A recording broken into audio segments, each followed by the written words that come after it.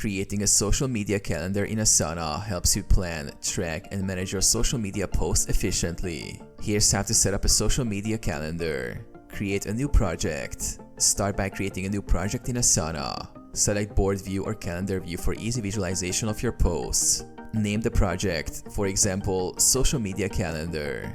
Add tasks for each post. Each social media post you plan to create should be added as a task. For instance, a task could be post on Instagram summer sale announcement. Include the details of the post in the description, such as the content, hashtags, and a link to the visual asset. Set due dates. For each task, assign a due date based on when the post is scheduled to go live. This will make your calendar visually reflect your posting schedule.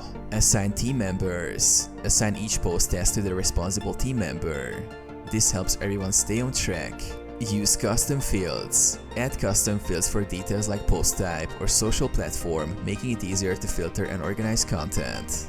Track progress. As tasks are completed, mark them as done, ensuring you stay on top of your posting schedule.